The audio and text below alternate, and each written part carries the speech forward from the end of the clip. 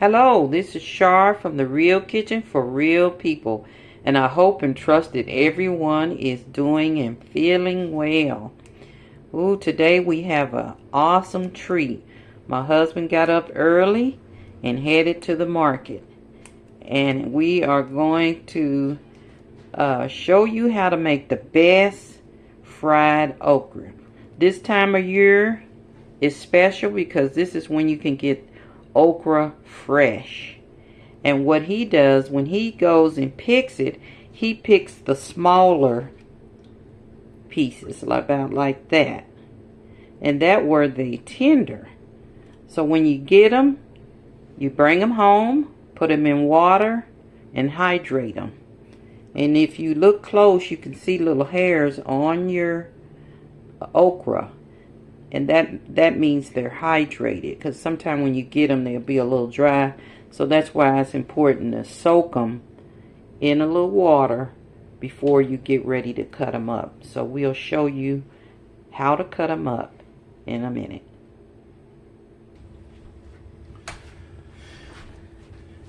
Okay, now he's getting ready to cut it, get it out of the water and cut it in real thin slices. And you can see him cutting it up now. I like to let my okra sit in the water for about a couple of hours so it can hydrate. And you'll know that it's hydrating. You can see, I don't know if you people can see it, but the fuzz on it starts sticking straight out. That means it's hydrating. And then when you touch it, it's soft to the skin. You can feel the outside of it. And I just cut mine in small increments like this. Take it out, shake the water off. I don't cook this part. Some people like the ends like that. I don't. I cut that off, set it to the side. It's good fertilizer or whatever. And just keep cutting it like this. And I'll just cut up all the okra until it's done. Okay. Like you said, you don't want to use those butt ends in your okra. Well, at least he doesn't. But you can also use them for seasoning other things such as peas, fresh peas, or something like that if you prefer using them. But what I'm going to do with these is just put them outside in my flower bed for fertilize. Now, how you cut it up is really up to you, but he cuts his very thin, as you can see. Let me show you one of them like that. So it's just however you want to cut it up, and then just cut them till they all finish in a bowl.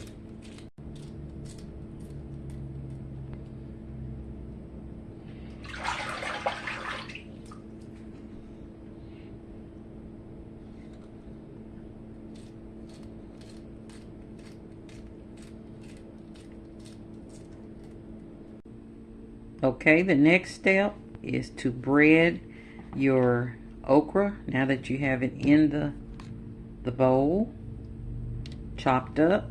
So what we're going to use is the white cornmeal. And you probably just use about 1/4 of a cup at first. Just sprinkle it over it.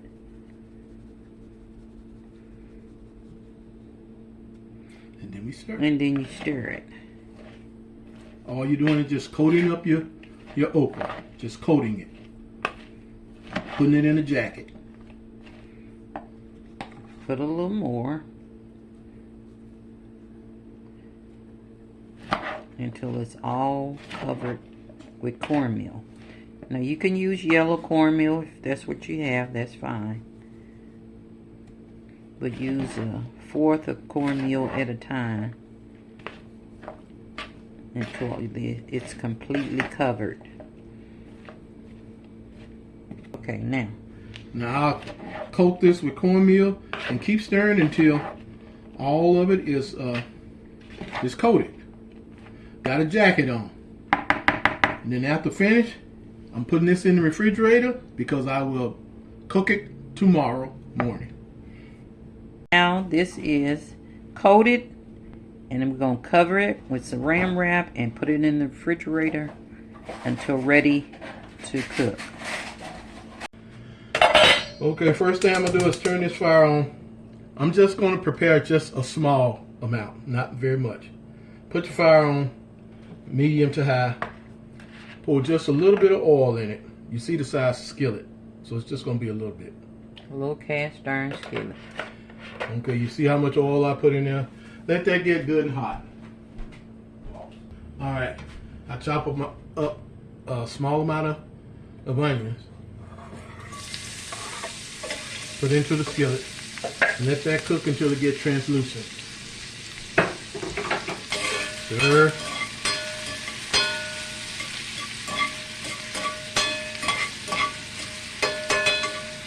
I'm just going to add my small amount of okra.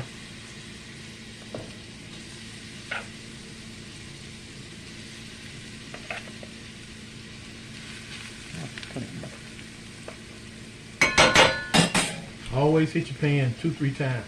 Get all the crumbs off your spoon. Onions in there. And got the okra. Want to cut up a little tomato. You know, give it a little color.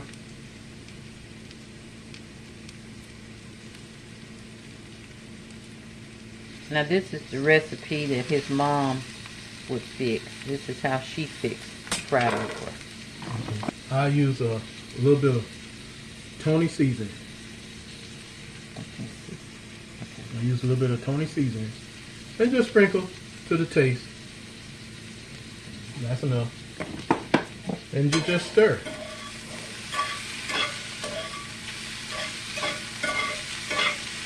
See, it's already, if you look and see, it's already start cooking. So what I'm going to do is turn the fire down to slightly below medium and put a top on it. What's actually cooking the okra is the steam. You don't have a lot of oil. You don't have to fry it in deep oil, deep grease, and anything like that. Just a little bit of oil, coat it, and then you just turn the fire down low, put the top on it, and you're gonna steam cook it, which is better. Take the top, turn it like that. See how that's looking? Oh, that looks so delicious. It is. Oh, that looks so good. Let it cook some more. And see, if you had smell-o-vision or smell-o-sense, then you could smell the aroma that's coming out of this pan. Okay, take the top off again. Oh, look at that! Look at that! Look at that! Flip it over. Flip it over. And you'll smell it all over the house. Right. Now, when your okra, you'll know your okra is done. The way I like it, you'll know it's done when it starts shrinking. When your okra starts, now that means it's cooked through. Put the top back on it. Wait again.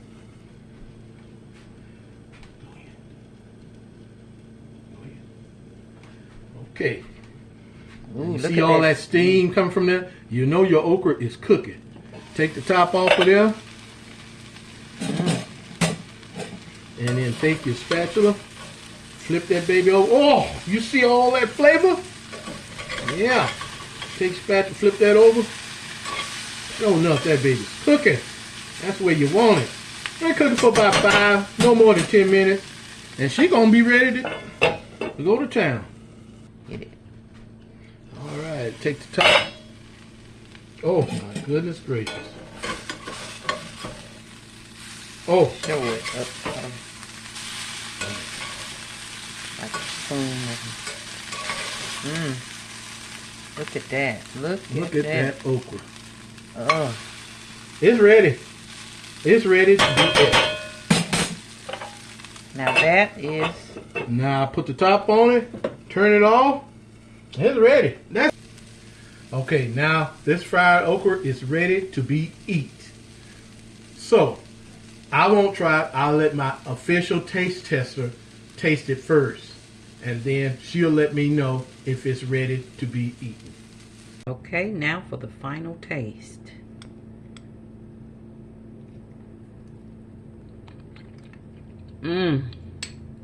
That is fantastic. You have to try it. And this only comes around once a year. This fried okra. Now, this is... Okay, here you have it. Southern fried okra. And it is delicious.